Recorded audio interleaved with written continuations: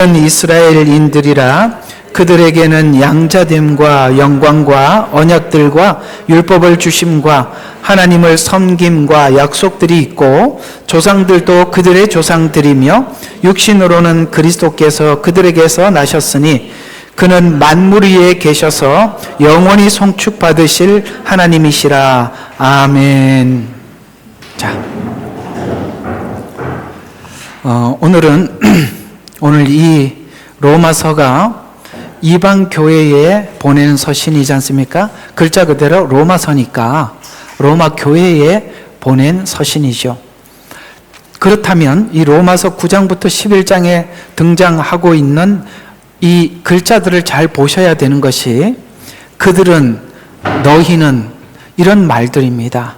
그러면 오늘 여기 보면 로마 교회에 보내는 서신이다 보니까 4절을 보면 그들은 이렇게 말했습니다. 그러면 이 그들은 누구지요? 로마 교회입니까? 이스라엘입니까? 당연히 이스라엘이죠. 참 우스운 게 분명히 그들은 그들은 하고 뒤에다가 이스라엘인들이라 이렇게 말을 했는데도 이 그들이 로마 교회가 되면 안 되잖아요. 근데 지금 우리가 대체 신앙 무엇이 문제인가라는 주제인데 여기에 분명히 지칭을 하고 있습니다. 그들이라고 표현하고 있고 혹 그것을 또 다르게 사용할까 봐 분명히 이스라엘이라고 이렇게 표현까지 했습니다. 그러면 여기 말하는 이스라엘은 절대 로마 교회가 될 수 없습니다. 이방 교회가 될 수가 없죠. 또 계속 보십시다. 자, 그들은 이스라엘, 그들에게는 또 그들이라고 표현하고 있습니다. 뭐가 있어요? 이스라엘에게 양자됨, 영광, 언약, 율법, 하나님을 섬김, 이건 이제 구약의 제사예요. 그 다음에 약속들이 있고, 그렇게 그 약속 때문에 뭐가 나셨어요? 육신으로는 그리스도께서 그들에게 났다, 이렇게 표현하고 있습니다. 그 약속 때문에 이스라엘에게 하나님, 예수님께서 출생하셨다, 이렇게 표현하고 있는 것이죠. 자, 9장부터 11장을 설명하기 전에 이렇게 금방 읽었던 4절과 5절에 앞으로 설명이 계속 될 거지만 이렇게 못을 분명하게 박아서 분명하게 하고자 하는 것은, 앞으로 설명하고자 하는 모든 것은 너희에 관한 이야기가 아니라 그들에 관한 이야기라고 분명하게 말을 해놓고 이제 6절, 7절부터 우리가 11장까지 쭉 가려고 앞에다 이렇게 분명하게 그 대상을 못을 박아 둔 것입니다. 그러면 앞으로 여기 9장부터 11장은 다르게 해석해서는 절대 안 되는 것이죠. 이스라엘이라고 분명히 말했습니다. 자, 근데 이제 다음 주에부터 이제 설명할 것이면은 약간 도움을 주기 위해서 조금 이렇게 설명을 하고 지나가자면 이렇게 되는 것입니다. 그들에게는 다 있죠.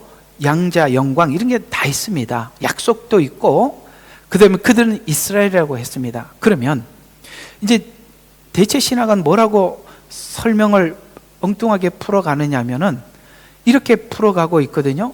이 뒤에 이제 나오는 이야기, 그 참 이스라엘이 누구냐 이렇게 또 나와요. 그죠? 이제 나중에 나옵니다. 참 이스라엘이 누구냐 이렇게 나옵니다. 자, 그러면 한번 봐요. 지금 금방 설정한 것은 육신적 이스라엘을 표현하고 있죠. 맞죠? 육신의 이스라엘. 육신의 이스라엘을 이야기하고 있고 뒤쪽으로는 영적 이스라엘을 설명하고 있습니다. 근데 이제 대체 신학에서는 앞에 있는 육신적 이스라엘은 아예 그냥 무시해버리고 영적 이스라엘을 갖다 붙여다 보니까 이게 교회가 돼버리는 겁니다. 이해가 가요? 지금 성경은 육적 이스라엘과 영적 이스라엘을, 지금 육적 이스라엘은 분명히 못을 받고 가고 있습니다. 그럼 이게 어떤 원리를 설명하려고 그러냐면은 육적 이스라엘이 참 감람나무라는 설명을 하려고 하는 겁니다. 이해가 가요? 그리고 우리가 접붙임을 받았기 때문에 우리가 영적 이스라엘이 되었다. 쉽게 말해서 아브라함 후손이 되었다. 이렇게 설명을 하려고 하는데 이 금방 읽었던 4절과 5절이 이상하게도 또 이렇게 뒤쪽으로 가서 영적 이스라엘이라 해서 교회라고 또 뒤집어 버려요. 이게 이제 대체 신학이 성경을 보는 관점이고, 성경은 분명히 이것을 뒤집지 말라고 그들은 육적 이스라엘이라고 분명히 말을 해놓고 참 감람나무라고 이거는 변하지 않는다고 설정을 해놓고 우리가 거기에 접붙임을 받았기 때문에 아브라함의 후손이 되었고 영적 이스라엘이 되었다, 이렇게 설명을 하고 있다. 접붙여졌다는 거예요. 그러나 이 원가지는 변함이 없다라고 오늘 성경은 설정을 해가고 있다는 것입니다. 이것이 바로 대체 신학과 원래 성경이 설명하는 것의 두 갈래에서 여기서 성경 모든 보는 관점이 갈라지는 겁니다. 그래서 오늘은 이스라엘과 교회의 관계라는 내용으로 여러분들과 함께 설명을 하면서 대체 신학 도대체 무엇이 문제인가를 한번 생각해 살펴보도록 하겠습니다. 예. 자, 반유대주의적 신학의 약점은 하나님과 인류 사이에 가장 중요한 내용을 왜곡시키는 겁니다. 그렇죠. 어떤 내용을, 어떤 서신을 보내더라도, 누가 누구에게, 상대방에게 말을 전달하더라도 가장 중요한 핵심적인 주제가 있어요. 그걸 왜곡을 시켜 놓으면 다른 내용들이 아무리 보조적이고 부수적으로 언어가 글이 있더라도 가장 중요한 핵심을 꺾어 놓으면 그 보조적으로 그러니까 보충해서 설명하려고 하는 수많은 내용들은 다 왜곡될 수밖에 없어요. 그렇죠? 공감하시죠? 자, 그런 것처럼 반유대주의적 신학의 약점은 하나님과 인류 사이에 약속의 당사자는 이스라엘이에요. 그래서 사이에 가장 중요한 내용을 왜곡시키는 것인데, 유대인에게 준 것은 인류에게 준 것과 같은 것이다. 무슨 말이냐면, 예를 들어서 우리나라 대통령이 외국에 나가서 외국에 있는 정상 두 사람이 무슨 정상끼리 서로 합의한 내용들은 우리 국민 전체가 합의한 것과 동일하죠. 예, 대표자니까. 쉽게 말해서 이스라엘은 온 인류의 대표자라는 거예요. 그 대표자로서 하나님과 약속을 한 겁니다. 쉽게 말해서 이것은 이스라엘과 하나님만의 약속이 아니라 이스라엘이 하나님과 언약한 것은 온 인류의 대표자로서 언약을 받은 거라는 거죠. 그러면 그 언약의 대표자인 이스라엘이 왜곡이 돼버리면, 그게 당사자가 이방인으로 바뀌어버리고 나면 이 내용 전체는 왜곡이 되죠. 그 얘기예요. 그러니까 다시 한번 봐요. 이 유대인에게 준 것은 인류에게 준 것과 같은 것인데, 이제 정리가 되시죠? 인류에게는 이스라엘에게 약속한 것들이 우리가 예수 그리스도를 영접할 때 교회 안에서 만나서 우리가 유대인과 이방인이 하나가 됐단 말이죠. 그러면 교회 안에서 만나서 이스라엘이 받았던 양자됨, 우리가 이제 하나님의 자녀가 되는 거, 그 다음에 영광, 미래에 하나님께서 우리를 영화롭게 하시겠다는 약속, 영광, 그 다음에 하나님께서 이스라엘에게 했던 수많은 언약들, 그 다음에 율법의 약속을 왜곡하거나 보지 못하게 하는 거예요. 이해가 가죠? 이게 왜곡이 돼버리면 그거는 그냥 이스라엘만의 언약이야, 이렇게 돼버리면 이런 것들이 우리에게 아무 의미가 없잖아요. 또 예를 들어서 이것이 교회에게만 한 것이라고 하면 이스라엘은 또 아무 의미가 없잖아요.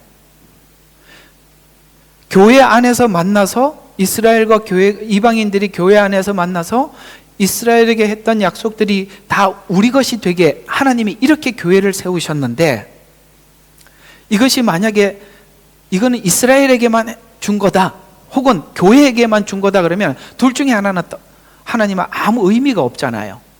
자, 이렇게 만들려고 했던 것이 사단의 작전이라는 거예요. 또 하나는 언약의 당사자가 바뀌고 나면, 이스라엘이 바뀌고 나면 교회는 완전히 엉터리로 막 해석을 할 수 있어요. 왜 모든 인류에게 뭐 대한민국, 일본 따로따로 하나님이 다 와서 직접 하시지 왜 한 이스라엘만 대표자로 이렇게 세웠나? 그건 하나님께서 이스라엘을 세우든 아니면은 누구를 세우든 이걸 아셔야 돼요. 이스라엘이 광야에서 걸으면서 하나님 앞에 불평하고 원망하고 언약을 어긋나게 하고 지키지 않고 이렇게 했던 것이 그 말 지독하게 안 듣는 이스라엘이라서 그런 게 아니라 누구를 세워도 똑같다 이 말이에요. 인간이라면. 저기 성지순례를 가서 버스를 타고 이제 시내산에 있는 하여튼 요르단을 이렇게 쭉 저기 지나가다 보면 얼마나 더운지 몰라요. 거기가 기본 뭐 40도 항상 넘으니까 40도에서 50도 왔다 갔다 해요. 그러니까 이 버스는 에어컨이 워낙 시원하니까 괜찮은데 가이드가 중간에 차를 세우더니 여러분 이스라엘 백성들이 광야를 걸으면서 얼마나 고생한지 우리가 잠시 체험하고 내려오겠습니다 하고 한 30분을 걸었는데 전부 다 땀이 주르르 흐르는데 어떤 생각이 드냐면 야, 이 누가 여기다 갖다 놔도 불평하지 않을 사람이 아무도 없겠구나, 그런 생각이 저절로 든다니까요. 40, 50도 되는데 한번 잠깐 나갔다 와도 옷이 흠뻑 젖어요.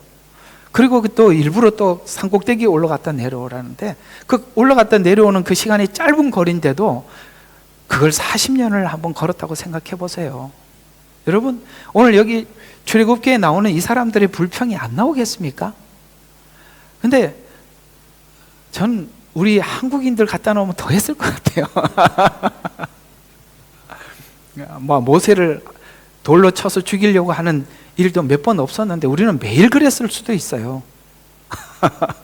왜 이런 데 데리고 와서 고생시키냐 이거죠. 네.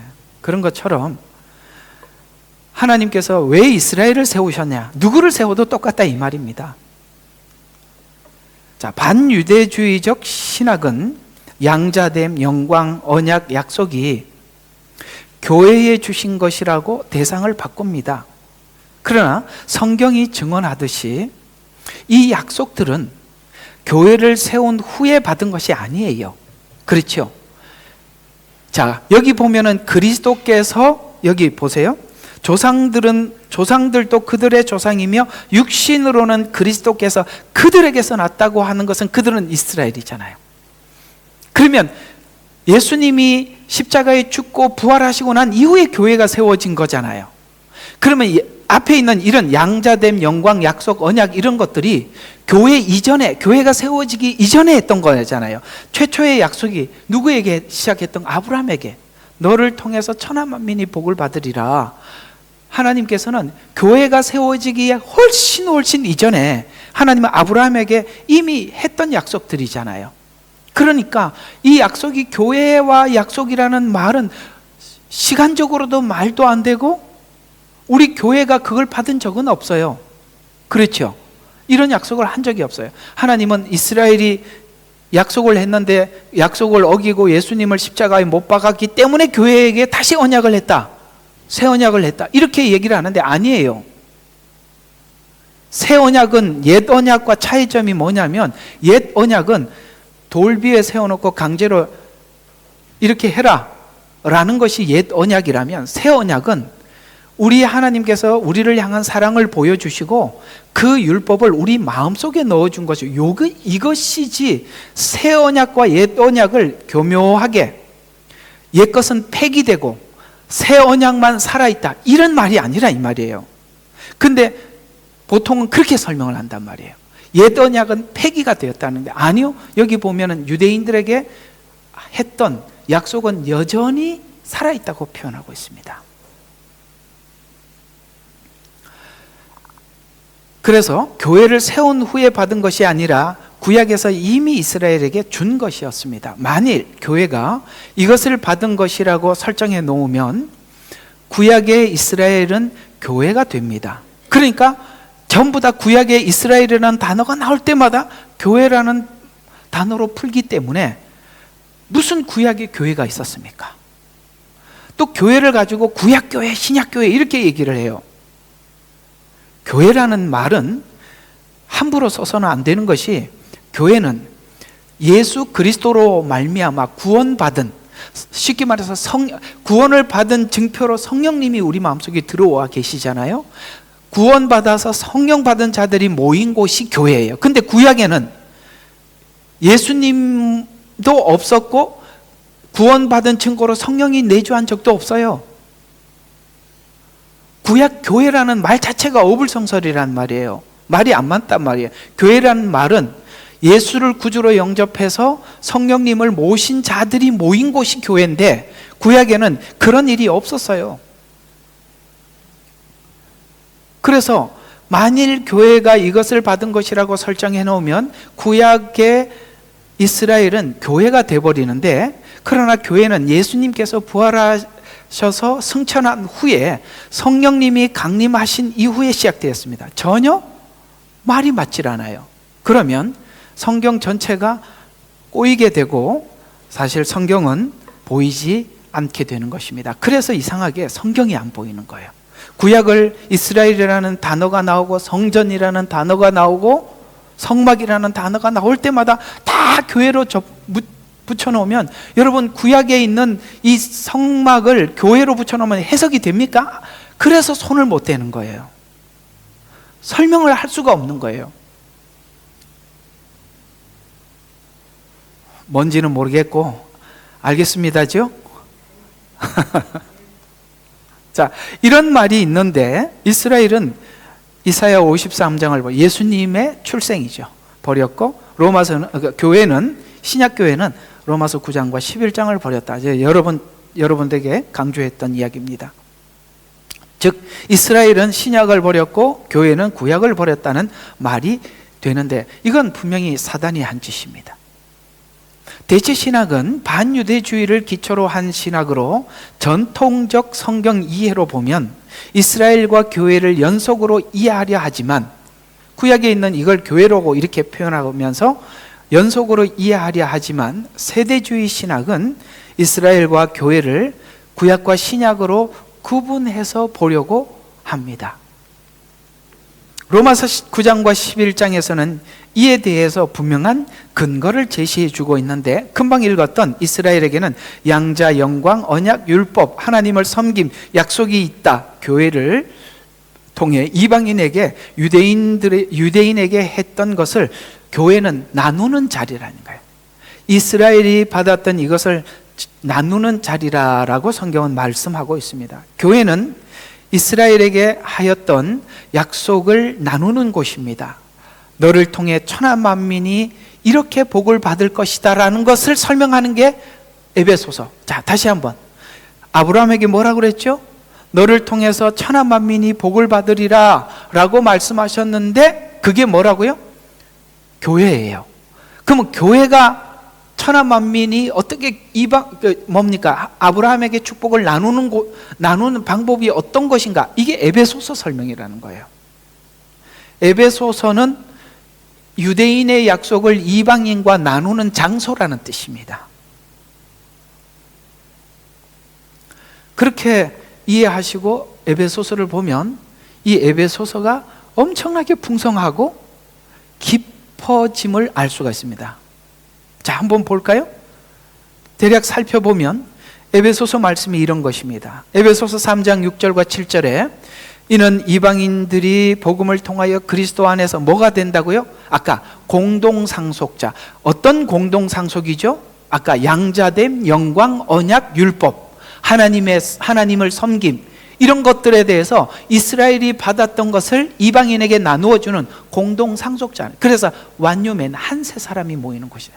새로운, 하나님의 새로운 사람들, 완유맨. 오케이? 그렇죠? 그래서 공동상속자가 되고 한 몸이 돼요. 놀랍게도 예수님은 교회의 머리가 되시고 교회는 몸이 되는데, 이 교회는 지금 아까 말씀드린 유대인과 이방인이 하나가 된 곳이란 말이에요. 그래서 뭡니까? 유대인과 이방인이 하나가 되어서 하나님과 한 몸을 이루는 곳, 이게 교회라는 거예요. 여기서 너무 우리에게 은혜스러운 게 뭐냐면 목만 있는 사람도 없고 몸만 있는 사람도 없어요. 그렇죠? 그러니까 여러분, 우리가 목만 있으면 그걸 누가 사람이라고 합니까? 몸만 있으면 그것도 누가 사람이라고 합니까? 이건 뭘 이야기하느냐면 하나님과 우리 관계가 끊을 수 없는 관계가 됐다는 거예요. 이게 얼마나 안심되는 이야기인지 아십니까? 그렇죠? 그래서 이렇게 표현하는 겁니다. 우리는 늘 우리 자신이 하나님 앞에 별 볼 일 없는 사람으로 그렇게 생각하지 말라는 거예요. 하나님, 예수님 없는 우리가 없고 우리 없는 예수님이 없다, 이렇게 설정을 해놓은 겁니다.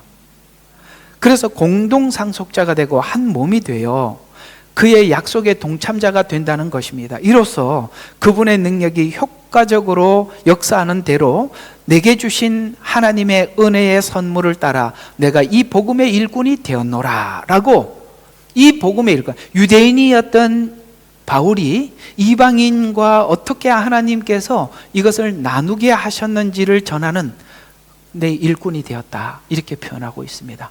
그러니까 바울이 지금 이방인에게 열심히는 일꾼이 된 것은 두 가지 측면을 다 가지고 있는 겁니다. 하나는 이방인에게 복음을 전해서 자기, 이제 로마서대로 하면 다시 유대인들이 돌아오기를 바라는, 그러니까 이렇게 이방인에게 열심히 복음을 전하는 것은 곧 자기 동족이 회복될 수 있다라는 믿음 속에서 바울은 이렇게 복음을 전한 것이죠.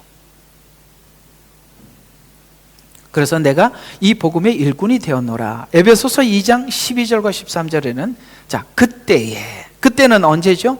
우리가 하나님을 알지 못했을 때, 이방인들이 하나님을 알지 못했을 그때는 너희는 그리스도로부터 분리되어 있었고 이스라엘 나라라. 놀랍죠? 이스라엘 나라에 속하지 않는 타국인이요. 왜 이스라엘이 들어가 있을까요? 앞에 있는 이야기는 우리가 이해가 가요, 그죠? 그리스도로부터 분리되었다는 것은 이해가 되는데 이 뒤에 이야기는 이해가 안 되는 이야기예요. 이스라엘하고 속하지 않는 타국인이 무슨 상관이 있겠냐라고 말하지만 너무 중요하니까 이걸 말해주고 있는 겁니다. 그래서 이스라엘에게 속하지 않는 타국인이요, 그러니까 이스라엘에게 속하지 않았고 접붙이지 않았으니까 뭐가 없어요? 약속의 언약으로부터 생소하다. 아까 그랬죠, 이스라엘에게만 뭐가 있었죠? 약속이 있고 언약이 있었어요. 그러니까 여기 접붙이지 않으면 우리는 아무 그게 없다는 거죠. 쉽게 말해서 우리가 신약만 붙잡지 말라는 거예요. 구약에 있는 이 엄청난 하나님의 약속들이 다 끊어져 있는 상태였다는 거예요. 이스라엘과 접붙이지 않으면.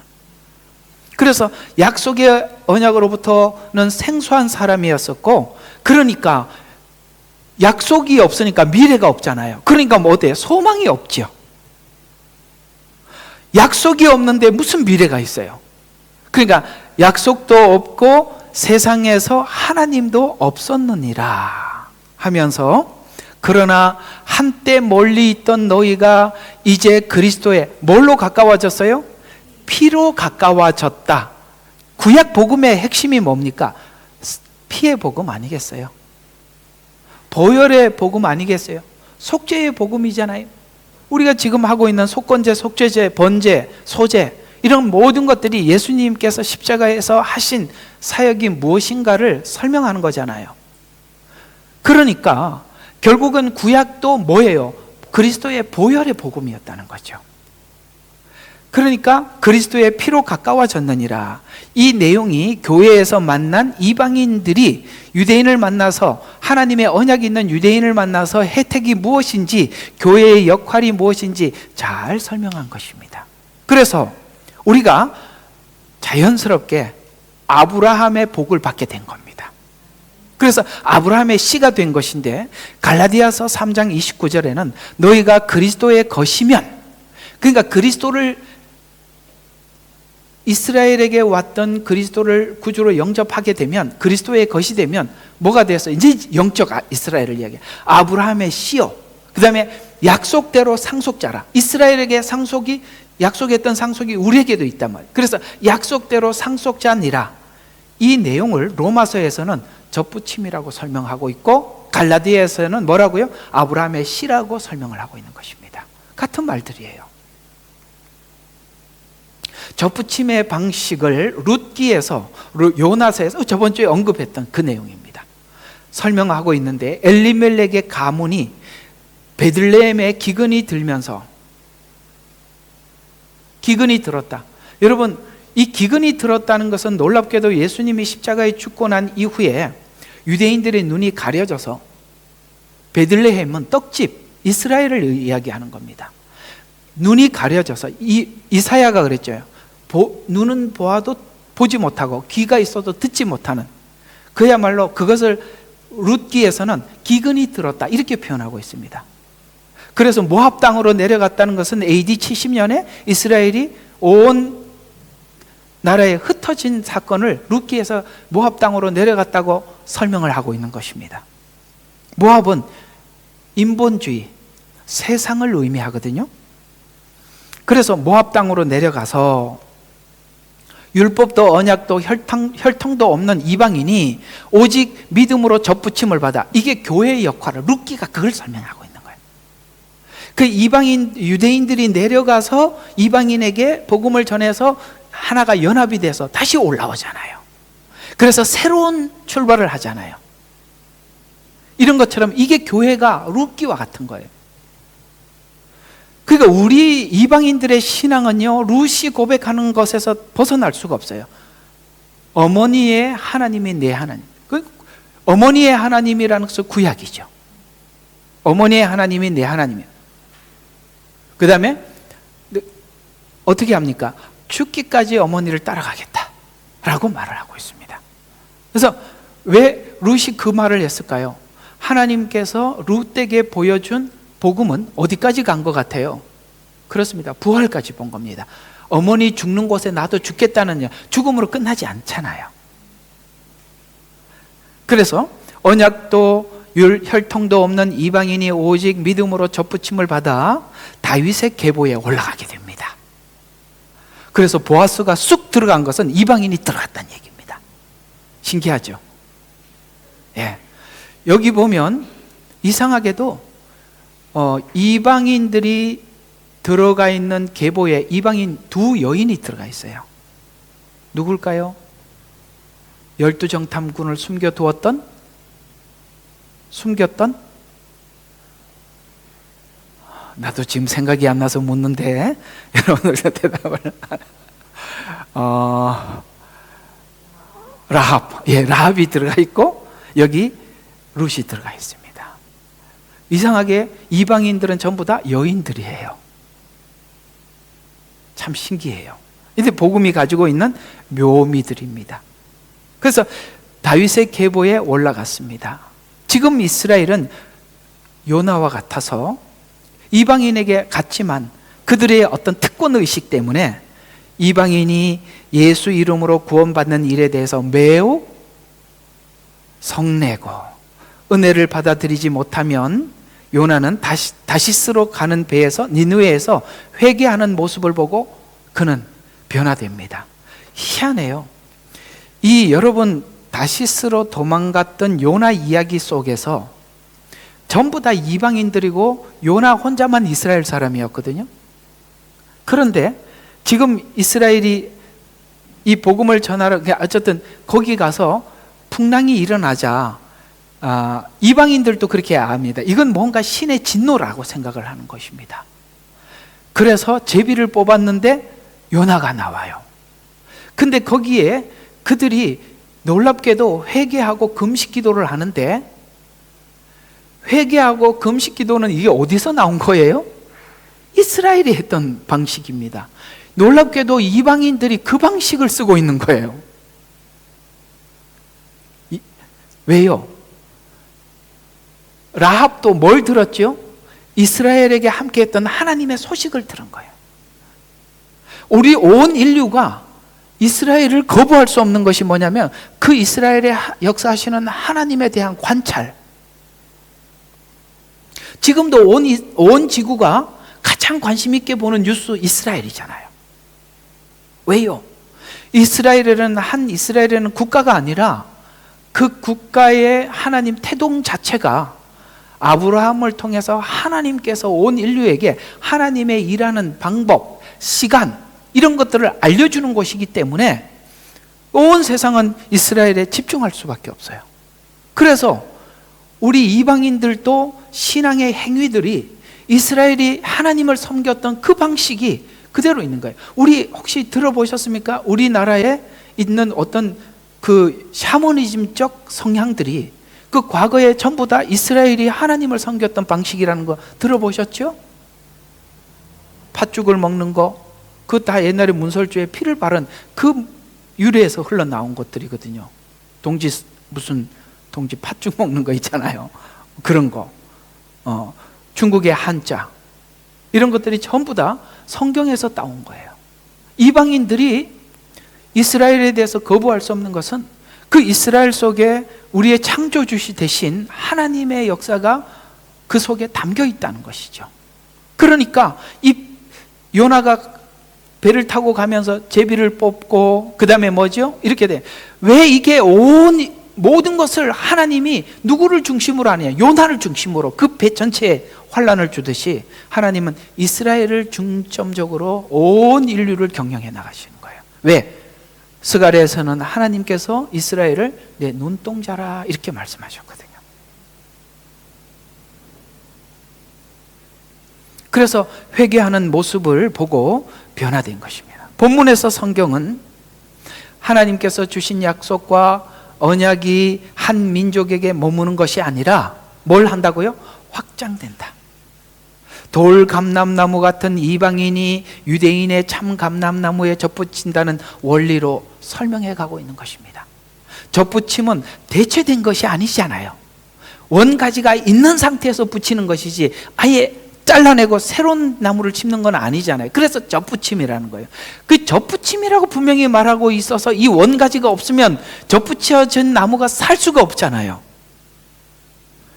근데 사단이 이 원리를 너무 잘 아는 거예요. 그래서 아예 이스라엘을 잘라버리고 너희들이 하나님 앞에 참 감람나무다 이렇게 해버리면 성경 전체가 안 보이는 거예요. 왜? 저는 그렇게 보여요. 저는 이제 설교자니까 성경을 많이 분석을 하고 또 여러분들에게 설명을 하잖아요. 근데 제가 이제 대체 신학이 지향하는 방향을 제가 알고 있거든요.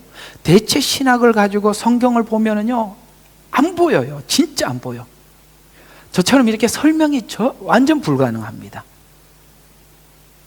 진짜 불가능해요.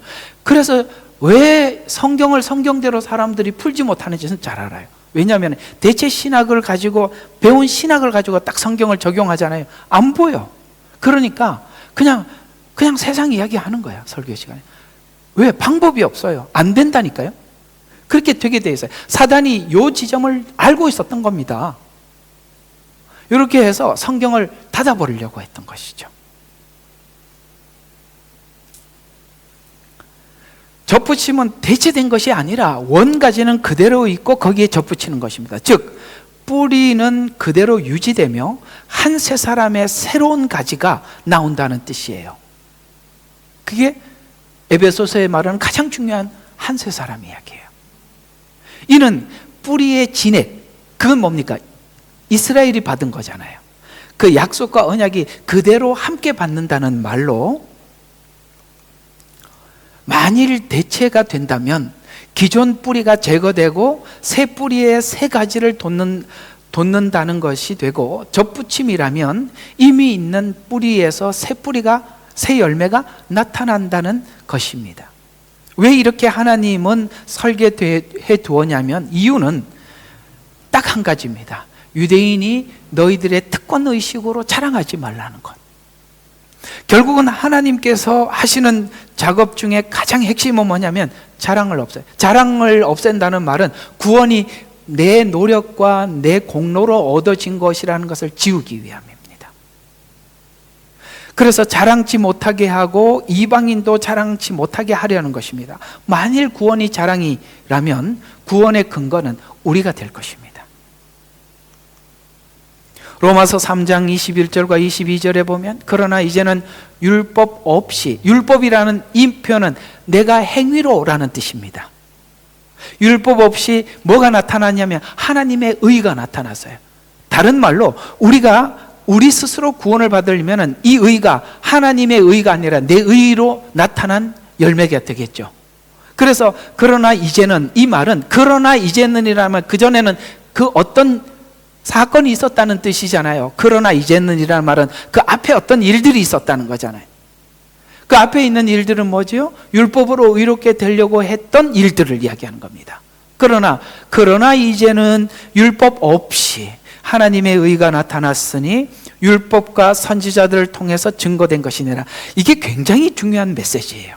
율법과 선지자는 구약을 이야기하는데, 구약이 율법으로 의롭게 되라고 준 메시지더냐라는 질문이에요. 아니라는 이야기를 하고 있는 겁니다.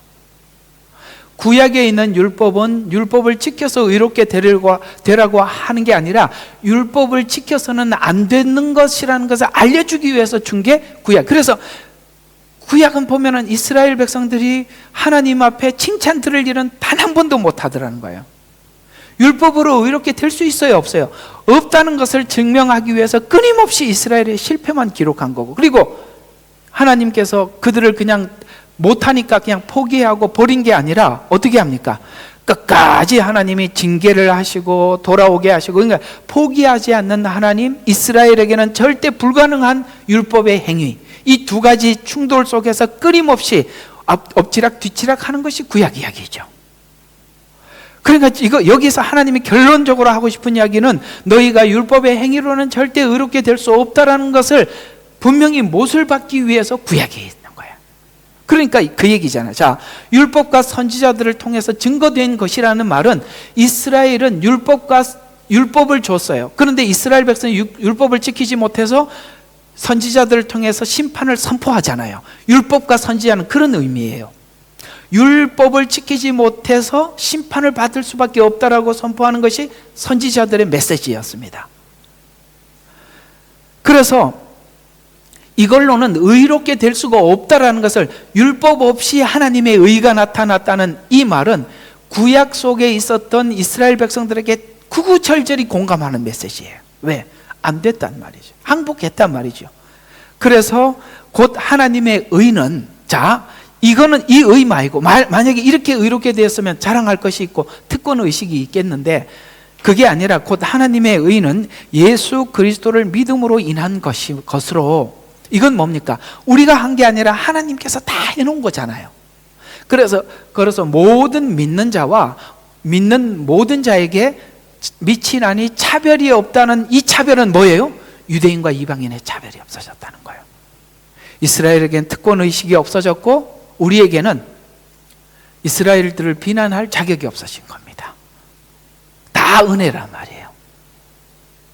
결국은 이 이야기가 끝에 어디로 가느냐면, 하나님께서 이스라엘도 이방인들도 하나님의 자비 속으로 가두려고 그러는데, 자비 속으로 가두어서 율법의 문도 아니고 무슨 문도, 종교적인 문도 아니고 오직 한 문, 예수 그리스도의 긍휼, 자비, 은혜, 이 문 하나만 열어놓아서 이 문으로 들어가며 나가며 구원을 얻게 하기 위해서 이스라엘은 이렇게 가두어 놨고, 이방인들도 이 안에 가두어서 오직 한 문만 열어놓기 위해서. 그래서 모든 믿는 자라는 표현은 물론 우리 모두를 이야기하기도 하지만, 이 지금 로마서 3장은 9장부터 11장에 있을 이 이야기를 지금 이미 뭐 하는 겁니까? 이렇게 언급을 하고 있는 겁니다. 여기서 모두는 이방인과 유대인을 이야기하는 겁니다. 차별이 없습니다. 자, 그러면 차별이 없다, 자랑치 못한다. 왜냐하면 유대인은 자랑할 것이 많았죠. 혈통, 율법, 언약, 약속. 이 혈통이라고 하면, 그래도 우리가 유대인들이 하나님께서 우리 조상의 원조인 아브라함을 선택했다는 것에 대한 자부심이 인간적으로 아무것도 하나님께서 알려주지 않으면 그거 없어지겠어요? 여러분들의 아버지가 호주 총리라면은 그게 특권의식이 없겠습니까? 있을 수밖에 없어요. 그걸 하나님이 이스라엘에게 지우려고 했던 거죠. 혈통, 율법, 언약, 약속들, 율법의 행위로 구원하려다 실패해서 자랑할 수 없고, 이방인은 아무것도 없는 상태에서 공로 없이 받은 구원. 그리고 우리 이스라엘 보고 얼마나 욕하겠습니까? 우리는 아무것도 안 하고도 이렇게 복음이 뭔지, 예수님이 뭔지 알고 구원을 받는데 저 바보 같은 놈들, 이렇게 말을 할 수 있단 말이죠. 그러니까 이것을 자랑할 수 없게 되었습니다. 접붙여서 구원하는 방법으로 설계된 구원의 목적은 자랑을 제거하기 위함입니다. 자랑은 공로를 자신이 취하는 것이고 감사는 구원을 하나님께 돌리는 것이기 때문입니다. 아브라함은 믿음의 모델입니다. 믿음의 모델인 아브라함은 이삭을 드린 사건이 결코 자랑이 아니라고 말하고 있습니다. 여러분, 이 부분에 대한 설명을 어떻게 하느냐를 들어보면 이분이 복음에 대한 이해가 있는지 없는지를 알 수 있어요. 아브라함이 이삭을 드린 것처럼 우리의 믿음을 표현하십시오가 아니라 아브라함은 이삭을 드릴 때 아무런 하나님 앞에 자랑할 것이 아무것도 없었어요. 여러분, 그 이삭을 드린 사건을 내가 자세히는 안 적은 것 같은데요. 자, 이거 이제 설명하면서 한번 보겠습니다. 우리가 볼 때는 아브라함이 이삭을 드린 사건이 자랑같이 보입니다. 그래서 우리는 설교 시간에도 또 우리가 우리 마음속에 신앙의 결단 속에서 그래, 내가 아브라함이 이삭을 드린 것처럼 신앙의 결단을 해야지 이렇게 해 보이지만 잘 들어요. 아브라함이 이삭을 드릴 때 이 사건은요 매우 자연스러웠어요. 결단한 게 아니라 너무나도 자연스러웠다고요. 자연스럽다는 것은 내 의지가 아무것도 없었다는 것입니다. 그냥 하나님이 그렇게 하라는 거에 대해서 아무것도 반박하지 않고 그대로 따랐다는 뜻이거든요. 그 드렸던 사건, 그 상황을 여러분 기억하십니까? 하나님께서 아브라함에게 이삭을 드리라고 했을 때 사레에게 말하지 않았습니다. 우리는 자꾸 그렇게 얘기합니다. 내가 신앙의 결단을 할 때 부인한테 말을 하면 반대할까봐 뭐 이렇게 자꾸 이야기를 하는데 그렇지도 않았어요. 또 종들하고 3일 길을 갑니다. 이 3일 길은 뭘 의미하는지 아십니까? 얼마든지 마음의 갈등에 돌아설 수 있는 시간이에요. 그걸 그래서 괜히 성경이 3일 길이라고 적은 게 아니에요. 3일 길이란 우리가 충동적으로 딱 받고 딱 하고 나면 후회할 이런 거 있잖아, 그죠? 나 혼자만 떠들지 말고, 그렇죠. 딱 감동을 줄 때 딱 하고 나면 괜히 그때 했구나 이렇게 후회할 때가 있단 말이죠. 근데 이 3일이라는 긴 시간은 얼마든지 아브라함이 갈등을 할 수 있는 시간이었어요. 그리고 이상하게 모리아산 앞에 가서는 놀라운 이야기를 합니다. 여러분 아세요? 이런 말을 하거든요. 종들에게 너 여기서 기다려라. 우리가 하나님께 예배하고 나 혼자 돌아오리라. 이렇게 나와야 정상인데 이렇게 말을 해요. 우리가 하나님께 제사를 드리고 우리가 내려오리라. 말이 안 되잖아. 그럼 이삭은 드리고 혼자 내려와야 되는데 왜 우리라는 복수를 썼을까요? 놀랍지 않아요? 아브라함의 믿음이 뭔지 아시겠습니까? 그는 하나님께 이삭을 드리라고 했을 때 죽은 자를 살릴 줄로 믿었어요. 왜? 앞에 걸 봤거든요. 이삭이 어떻게 자기 조건 없이 주어진 걸 알거든요. 조건 없이 준 거, 조건 없이 드리고 하나님이 이 약속이 이삭을 통해서 하나님의 이 약속을 했다면 이삭을 죽이면 하나님의 그 약속은 흘러갈 수가 없잖아요.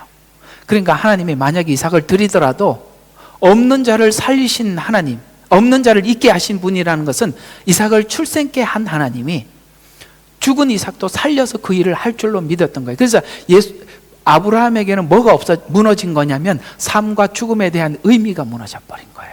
그게 신앙입니다. 대단하지요?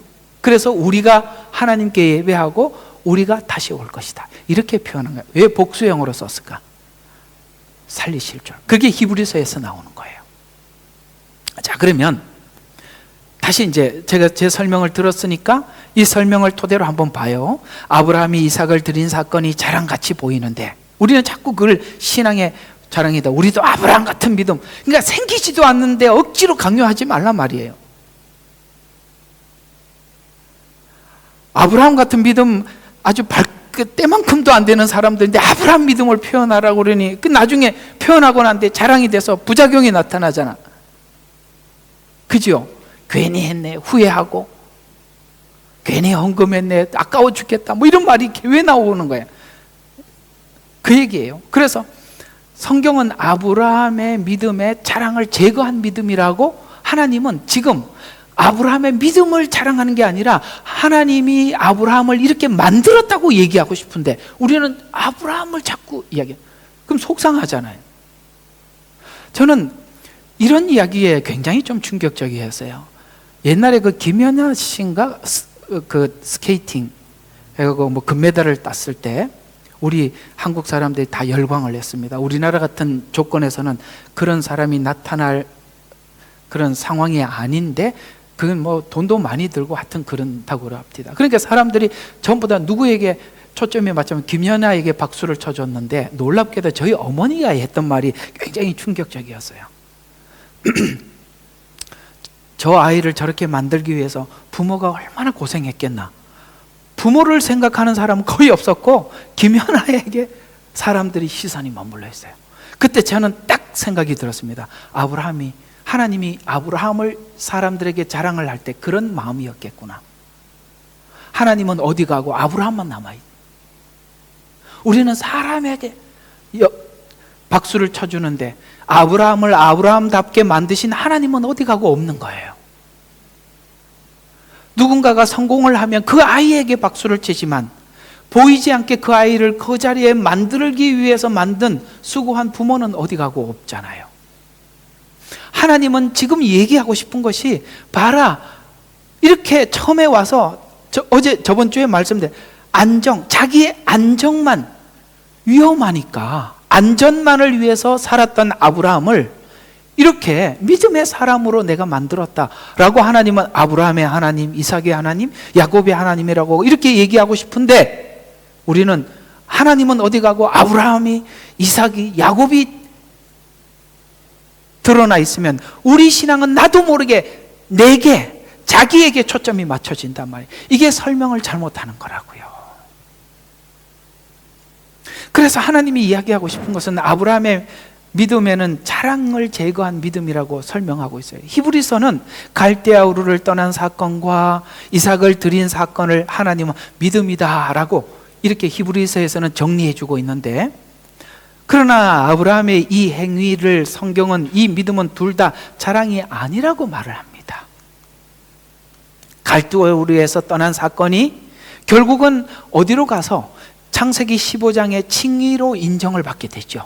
결국은 하나님이 인도하셔서 하나님이 의롭게 되는 것이 어떻게 의롭게 되는지를 15장에서 처음 하나님 앞에, 우리로 말하면 칭의, 예수 믿어서 구원받는 자리로, 그것 때문에 갈대아 우르에서 떠난 것밖에 없어요. 그러나 하나님께서 그에게 자꾸 여러 사건을 통해서 뭘 했어요? 믿음을 세워주시고 일깨워주셔서 하나님, 내가 어떻게 의롭게 되는데요? 라고 했더니 속죄, 그게 뭡니까? 레위기에 있는 제사예요. 피 흘려 예수님의 보혈로 구원을 받고 의롭게 된다. 이게 창세기 15장 이야기, 똑같은 이야기예요. 그래서 15장에서 성화로 인정을 받게 되고, 칭의로 인정을 받게 되고, 이삭을 드린 사건이 쉽게 말해서 우리의 성화입니다. 나를 하나님 앞에, 이삭을 드리듯이 나를 하나님 앞에 드리는 거예요. 이게 이제 로마서 12장이면 그리스도 로마서 12장으로 연결이 되면은 이렇게 얘기했네. 자, 1절에 그러므로 형제들아, 내가 하나님의 모든 자비하심으로 권고하노니 너희 몸을 뭡니까? 이삭 이야기잖아요. 너희 몸을, 그 다음에 하나님께서 기뻐하시는 거룩한 산제사, 살아있지만 제단에 죽으러 올라갔잖아요. 지금 이삭을 이야기하는 거거든요. 그러니까 이게 성화예요. 아시겠어요? 자, 갈대아 우르로 떠난 것 때문에 칭의를, 15장에 와서 칭의를 얻게 되고, 그렇다고 칭의가 얻어진 상태에서 완전했느냐? 그렇지는 않아요. 그도 또 이스마엘이라는 실패작을 경험하게 됩니다. 그래서 이 이스마엘은 성경 전체의 그림으로 봤을 때 율법으로 의롭게 된 거예요. 자기 행위로. 이스마엘은 율법, 이렇게 이해하면 돼요. 이삭은 뭡니까? 근거 없는 하나님이 주신 예수 그리스도. 그 둘을 비교를 하는 겁니다. 그 둘이 공존할 수 없어요. 은혜로도 살고 율법으로도 살 수가 없어서 그 둘 중에 하나는 쫓겨나가야 하는 것입니다. 누가 쫓겨나가야 돼요? 은혜가 쫓겨나가야 돼요? 율법이 쫓겨나가야 돼요? 율법이 왜냐하면 율법이 있는 한 자랑으로 가기 때문에 그렇습니다. 이제 이 그림이 그려지시죠? 그 얘기입니다. 그러나 아브라함이 갈대아 우르를 떠나 여러 가지 상황과 사건을 경험하면서 확고해져 간 것은 하나님의 무조건적인 선택과 부르심에 대한 그것에 대해서 확인할 뿐이었습니다. 하나님의 완전한 보호가 무조건적인 선택, 약속을 확인하는 시간이었습니다. 여러 가지 사건, 사라를 잃어버리고 되찾는 사건,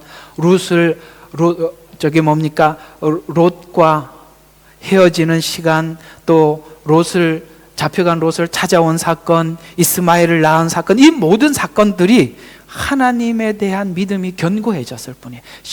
그래서 하나님의 사람들을 하나님께서 양육하는 방법은 이렇게 실패 속에서도 하나님께서는 우리의 신앙, 하나님을 바라보잖아요. 그래서 실패를 인정을 하는 거예요. 내 실패를 인정을 하는 거예요. 그리고 하나님의 일하심을 받아들이는, 그래서 하나님을 믿는 사람들은 실패를 했더라도 하나님을 믿는 믿음이 더욱더 견고해질 뿐입니다. 왜? 실패를 하고 난 뒤에 제일 중요한 것은 자존심 때문에 그 실패를 부정하느냐 인정하느냐, 여기서 갈림길이 되는 거예요. 그래서 자존심만 그냥 오리발만 내밀는 사람들은 정말 답이 없어요. 하나님이 뭘 귀하게 보시냐면 우리가 잘못했을 때 그 잘못에 대해서 시인하는 걸 그렇게 귀하게 보시는 거거든요. 인정하는 게 너무 중요하거든요. 근데 우리는 인정하지 않으려고 하기 때문에 하나님의 은혜를 입지를 못하는 거예요. 반성하셔야 합니다. 자기를 돌아보는 게 그렇게 중요한 거예요. 그만큼 자기를 돌아본다는 것은 하나님을 인정하는 거예요. 아브라함의 아름다운 모습은 바로 이 지점이거든요. 아브라함이 갈대아 우르에 있던 어떤 사람보다 특별해서 부름을 받은 것이 아니라, 그럼에도 불구하고 아브라함은 믿음의 사람이 되었습니다. 이는 아브라함의 믿음을 갖게 된 동기와 원인은 뭐냐면은 아브라함의 의지가 아니라, 갈대아 우르를 떠난 용기, 이런 게 아니라 그가 평생을 하나님과 동행하면서 본 것은 하나님의 변함없는 의지였습니다. 우리도 하나님 앞에 느끼는 것은 뭐냐면 하나님의 변함없는 의지, 이거 이외에는 아무것도 없었습니다. 그래서 하나님의 의지를 보면서 생긴 확신입니다. 하나님의 의지를 확인하면서 믿음이 되었고, 그 믿음이 아브라함의 믿음의 근원이 되었는데, 이는 결국 우리에게도 믿음이 생긴 것이 원수가 되었을 때 아들을 주신 사랑 때문에 믿음의 근거가 된 것입니다. 추워서 잠도 안 오고 좋긴 하지요? 이게 에어컨을 잘못 켜가지고 이 추운 날, 그죠? 아브라함의 믿음은 자랑이 될 수가 없습니다. 창세기 12장 1절에 보면은 주께서 아브라함에게 이르시되가, 주께서 이렇게 말씀해요. 주께서가 앞에 있고 아브라함이 주께가 아니라 주께서 아브라함에게 이르시되, 이게 이제 순서가 굉장히 중요한 거예요. 아브라함이 주께 이르되, 그러니까 자기 주관대로 믿음을 이렇게 끌고 간 게 아니라 뭐라고요? 주께서 아브라함에게 이르시되, 가 하나님의 부르심과 선택으로 시작되었기 때문에, 하나님이 시작했기 때문입니다. 갈대아 우르가 이렇게 시작되었는데 연속적으로 실패하면서 경험한 것이 하나님의 변함없는 의지였습니다. 그래서 로마서 4장 18절과 22절은 그가 소망이 없는데도 소망 가운데 믿었으니, 이건 뭔지 알죠? 도저히 더 이상 출생할 수 없는 그 상태, 소망이 없는데도 소망 가운데 믿었으니 내 씨가 그렇게 되리라, 주께서 말씀하신 것을 점점 마음속에 두게 되더라고요. 처음에는 이게 우리는 귀뜸으로 들었는데 살면 살수록 주께서 이르시되가 중요하더라. 그래서 내 씨가 그렇게 되리라고 말씀하신 대로 많은 민족들의 아비가 되게 하려 하심이라, 하나님이 그렇게 아브라함에게 작정을 했다는 거예요. 우리가 보면 여기까지 온 거 하나님이 작정해서 온 거지, 그렇죠? 하나님이 작정해서 온 거지. 우리 의지로는 벌써 포기했을 거예요. 그래서 그가 믿음이 약해지지 아니하며 약 100살이 되고서도 자기 몸이 이제 죽은 것으로 생각지 아니하고, 자, 여기 생각이라는 단어를 기억하세요. 하나님께서 하나님의 의지대로 나는 별로 마음이 없는데 이놈아, 소 끌듯이, 개 끌듯이, 개 안 딸려가는 거 봤죠? 딱 브레이크 잡고 있으면 사람이 쥐 끌고 가. 하나님이 그렇게 끌고 가는 게 아니라 아브라함의 생각까지도 하나님이 고쳐놓고 함께 간단 말이에요.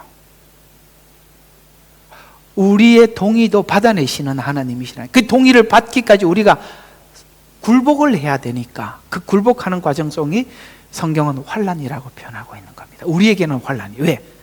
안 맞거든, 우리 사고하고는. 그래서 자, 100살이 되고도 자기 몸이 이제 죽은 것으로 생각지 아니하여, 생각까지. 또 사라의 태도 죽은 것으로 생각지 아니하였느니라. 실제는 죽었어요. 그러나 아브라함의 생각 속에까지 동의를 얻어낸 거죠. 생각지 아니하였느니라. 그는 믿음 없음으로 인하여 하나님의 약속을 점점 세월이 지나가면 없어져야 되는데 도리어 뭐가 생겨요? 의심치 아니하였고, 오히려 견고해져서, 이게 달라지는, 실패를 했는데 믿음은 견고해져. 이게 하나님의 사람들이 하나님이 인도를 하면, 하나님의 인도함을 받는 사람들은 이 상태가 되는 겁니다. 신기하죠?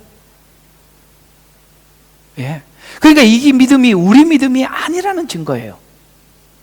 그래서 오히려 견고해지고 하나님께 영광을 돌리며 약속하신 그것을 또한 이루실 줄로 뭘로 갔어요? 확신으로 갔대. 세상적으로는 안 되는데 도리어 확신으로 갔어.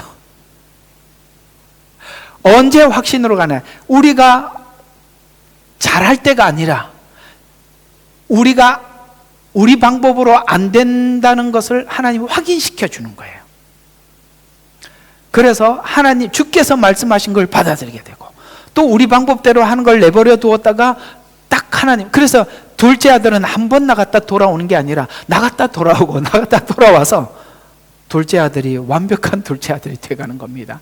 그런 일들이 우리 인생 속에 계속 벌어지더라. 그러나 하나님이 인도하는 사람들은 그것이 확신으로 가는데, 자, 여기서 하나님을 믿는 사람들과 믿지 않는 사람, 너무 중요한 부분이니까 또 강조를 하면은, 하나님을 인정하는 사람은요, 자기 실패를 하나님 앞에 시인하는 거예요. 그러잖아요. 끝까지 바락바락 우겨대는 건 하나님 안 믿기 때문에 그런 겁니다. 그래서 우기지 말자. 알았습니까? 너무 중요한 이야기예요. 그래서 이 확신은 어디서 오는 것일까? 자신은 실패해도 하나님의 의지가 변함없음을 본 것에서 나온 겁니다. 바로 자신이 실패할수록 하나님의 의지는 분명했어요. 그렇죠? 하나님과 아브라함이 둘이 약속을 했다면, 나는 그 약속에 대해서 실패하면 이제 바라볼 거는 누구밖에 없어요? 상대방의 의지밖에 없잖아요. 계약을 파기했어요, 내가. 그죠? 계약을 파기했으면 이제 나한테는 어떤 의견도 제출할 수 없잖아요. 내가 파기의 당사자니까. 그러면 내가 사실 이 계약을 파기했는데 당신은 어쩔 겁니까? 이거밖에 남은 게 없잖아요. 근데 하나님은 자기 의견을 어떻게 어필했죠? 하나님은 변함없다고 어필을 계속 해준 겁니다. 그래요. 우리는 계속 실패하지만 하나님은 변함이 없으셨어요. 그래서 실패할수록 하나님의 의지가 분명했고, 불가능한 것을 믿는 믿음이 확신으로 변할 수밖에 없었던 것은 하나님과 동행하면서 배운 결과예요. 하나님을 느끼는 거예요. 하나님을 인정하는 거예요. 그래서 잠언서에서 뭐라고 말씀하시냐면, 너는 범사의 그를 인정하라. 그리하면 내 길을 지도하시리라. 인정하는 게 중요하단 말이에요.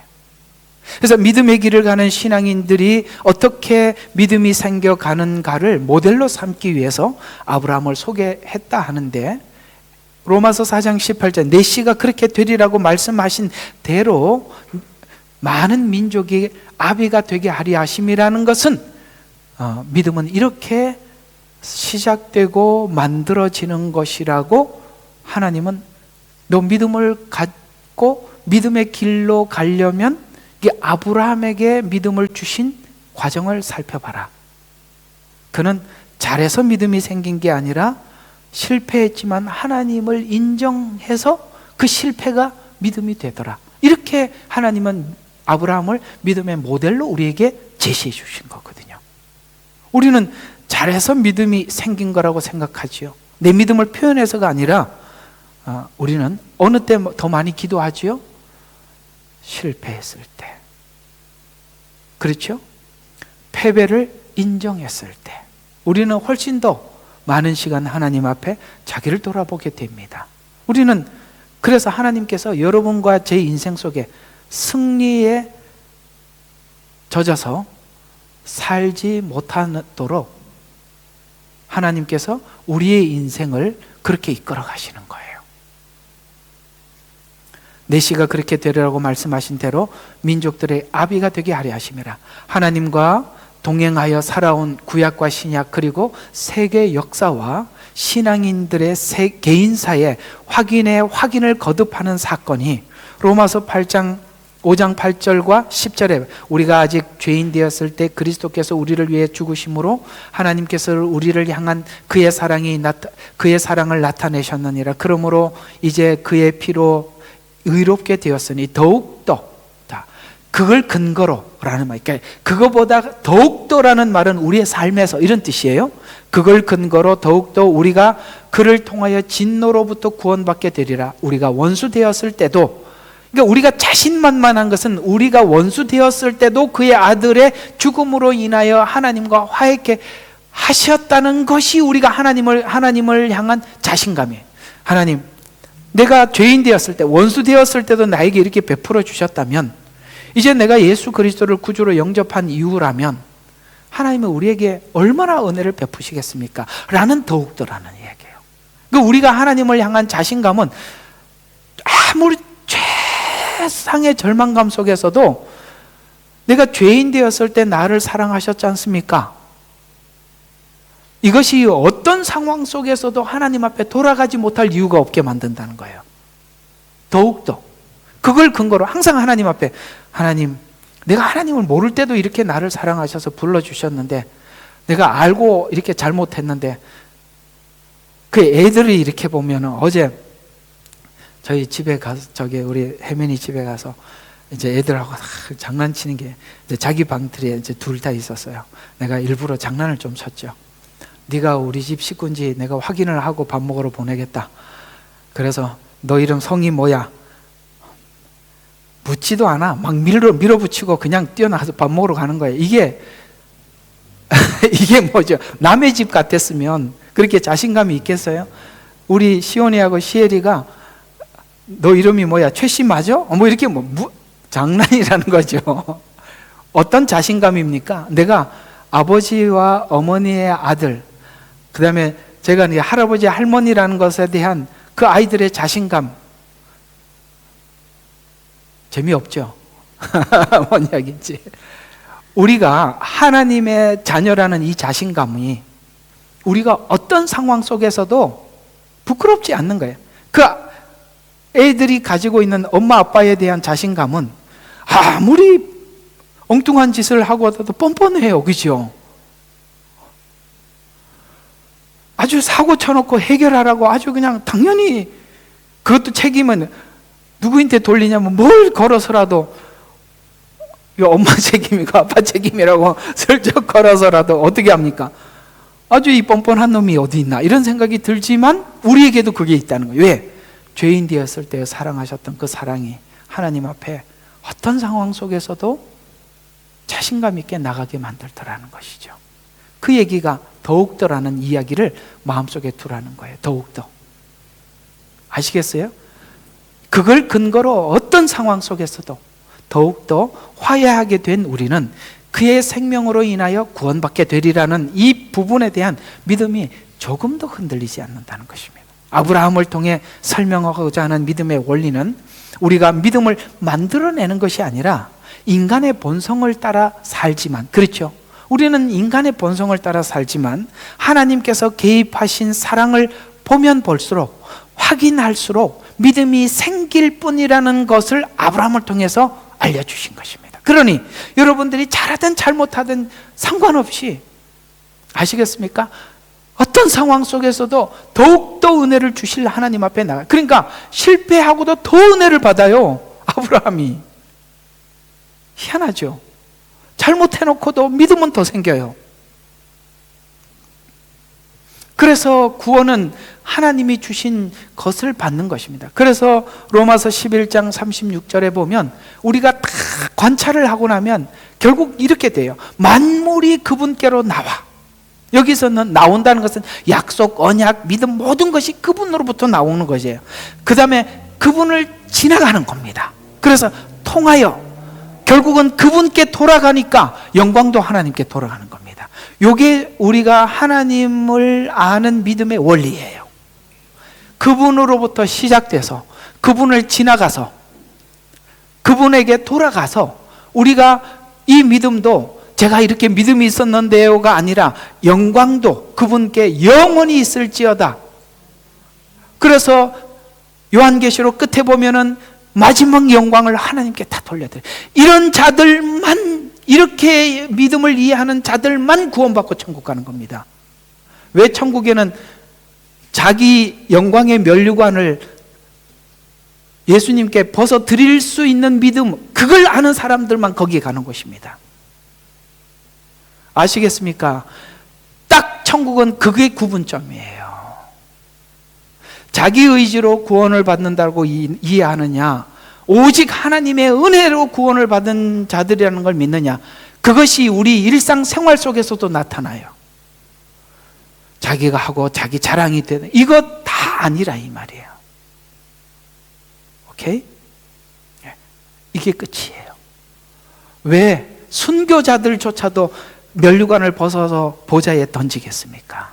순교자들이 얼마나 할 얘기가 많겠어요. 영광을 자기가 받아야 되는데 하나님께서 그 영광의 면류관을 머리에 씌워주자 보좌에 던지며 가로되 거룩하다 거룩하다 거룩하다, 하나님께 영광을 돌려드립니다. 이건 정확히 구원을 이해한 자들입니다. 순교자들이 그랬다면 우리야 말할 게 있겠어요? 그분께 돌아갑니다. 영광이 그분께 영원히 있을지어다가 본문과 정확히 오늘 로마서 9장 5절에 조상들도 그들의 조상이 아니며 육신으로는 그리스도께서 그들에게 나셨으며 그는 만물 위에 계셔서 영원히 송축할 하나님이라. 아멘. 이렇게 되는 거예요. 이스라엘에게 지금 하나 선포하는 거잖아요. 그죠? 영원히 송축받으실 하나님이라, 너희가 아니라. 이걸 마지막 때 이스라엘 눈이 열려서 보게 될 것입니다. 결론입니다. 성경은 변하지 않고 성경도 이스라엘이 교회로 대체되지도 않았습니다.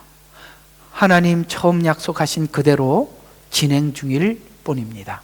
구약의 이스라엘에게 양자됨, 영광, 언약, 율법, 하나님 섬김 약속을 주셨고, 교회를 통해 지금 이스라엘은 교회에서 만나서 유대인과 만나서 나누는 중입니다. 그래서 우리는 구약 말씀도 소중하고 이스라엘도 소중하며 이방 교회도 모두 소중한 우리 모두 한 가족일 뿐입니다. 교묘히 사단이 들어와서 로마서 9장과 11장의 말씀을 어둡게 보이지 않게 만들어 우리를 혼란을 주었지만 우리는 다시 이 복음을 다시 되찾았고 우리는 성경이 말씀하신 대로 말씀을 따라갈 뿐입니다. 서두에 말씀드린 대로 이 대체 신학은 성경 자체를 보지 못하게 만들어요. 그래서 어쩌면 이 신학이라는, 대체 신학이라는 이걸 우리가 머리에 두고 성경을 보기 시작하면 성경 모든 부분들이 닫혀서 지금 현재 실상 우리 신학교에서 하고 있는 이 신학들은 대부분이 이 대체 신학을 기반으로 한 신학들이 너무 많아요. 그러니까 그걸 가지고 이제 배운 신학을 가지고 성경을 응용을 하고 설교를 만들어내려니까 이렇게 이게 성경이 풀어지지가 않으니까 그렇게 그냥 일반적인 설교를 하는 거거든요. 우리가 모두 기도해야 될 것은 하나님, 이방인들에게 이 대체 신학의 꺼풀이 벗겨지기를 기도하고, 유대인에게는 신약에 말씀하고 있는 그리스도가 보여지게. 그래서 유대인에게는 뭡니까? 그런 신약에 있는 예수님의 그 뭡니까? 이걸 바울로 말하면 비닐을 붙여놨고 이방인들에게는 유대인에 대한 이게 눈꺼풀을 붙여놓은 바람에 서로가 서로를 보지 못하는 거예요.